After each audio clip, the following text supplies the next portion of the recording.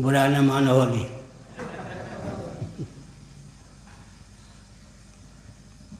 गुरुदेव, गीता के 18वें अध्याय के श्लोक में अधिष्ठानम तथा कर्ता कर्णम च पृथक विधम विविधा च पृथक चेष्टा एवं चैवात्र पंचमम, इसका अर्थ जानिए।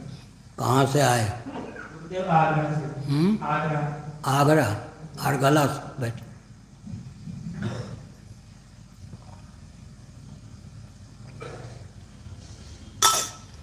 रेल की दुर्घटना हो जाए, जांच कमीशन बैठे, इस श्लोक के आधार पर जांच कैसे करें?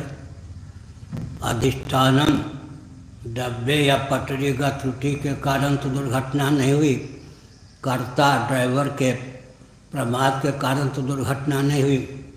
अधिष्ठानम तथा कर्ता करणम च पृथक विधम, ब्रेक आदि फेल हो जाने के कारण तो दुर्घटना नहीं हुई। विविधा से पृथक चेष्टा, सिग्नल आदि देने में त्रुटि के कारण दुर्घटना नहीं हुई। दैवन चैवात्र पंचमम, कोहरा बादल आंधी तूफान के कारण मूसलधार वर्षा के कारण दुर्घटना नहीं हुई यार। अधिष्ठानम तथा कर्ता करणम च पृथक विधम विविधा च पृथक चेष्टा दैवन चैवात्र पंचमम।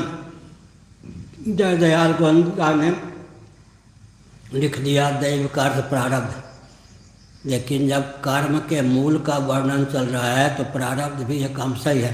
इसलिए शंकराचार्य जी ने जो दैव का अर्थ देवता किया वही अर्थ ठीक है। और गीता के 18वें अध्याय में परम देव ईश्वर के रूप में ही दैव का अर्थ किया गया है। ईश्वर सर्वभूतानाम तम, ये सब कहकर। इसलिए अधिष्ठानम तथा कर्ता करणम से पृथक विधम विविधा से पृथक चेष्टा दैवन चैवात्र पंचमम। किसी भी घटना के मूल में 5 हेतु होते हैं।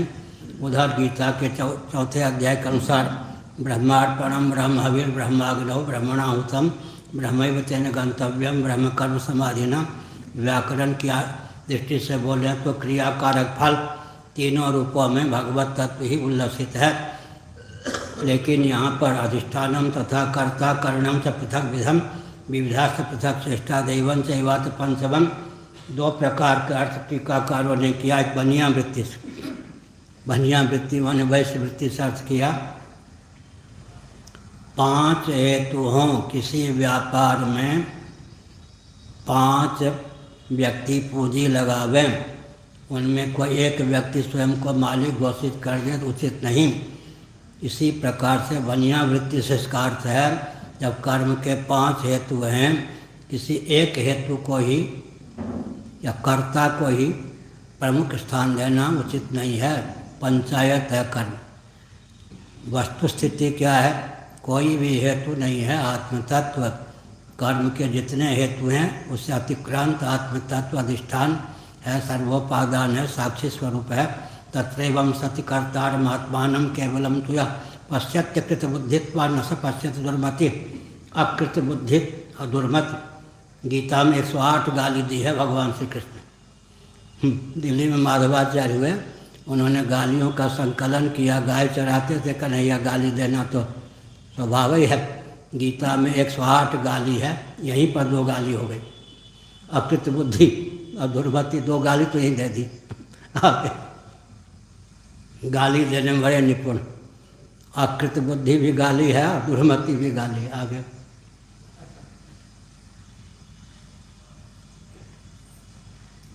तत्रैवं सति कर्तारमात्मानं केवलं तु यः पश्यति कृत बुद्धित्वा न स पश्यति दुर्मति। आत्मतत्व वस्तुतः एक भी हेतु नहीं है। उसमें भी सांख्यों के मत में कर्तृत्व जो है प्रकृतिनिष्ठ है, भोक्तृत्व पुरुषनिष्ठ है। गीता में भी इस तथ्य को प्रकाशित किया गया है। कार्यकरण कर्तृत्व हेतु प्रकृति रुच्यते पुरुषा सुख दुखानाम भोक्तृत्व हेतु रुच्यते। कर्तृत्व प्रकृतिनिष्ठ है, भोक्तृत्व पुरुषनिष्ठ है। ये सांख्यों का पक्ष है। गीता में भी उसको स्वीकार किया गया। अब भोक्तृत्वम किम उपलब्धित्वम भोक्तृत्वम, भोक्तृत्व विक्रिया नहीं है, उपलब्धित्व का नाम ही भोक्तृत्व है। कर्तृत्व विक्रिया है, इसलिए कर्तृत्व प्रकृतिनिष्ठ है, भोक्तृत्व पुरुषनिष्ठ है। लेकिन फिर उस पर विचार किया गया है। कठोपनिषद के अनुसार आत्मेंद्रिय मनोयुक्तम भोक्तेत्याहुर मनीषिणा।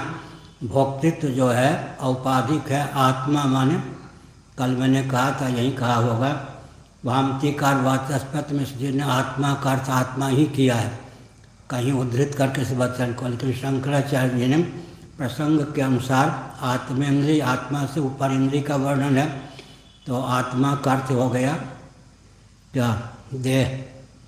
आत्मेंद्रिय मनोयुक्तम भोक्तेत्याहुर में मनीषिणम।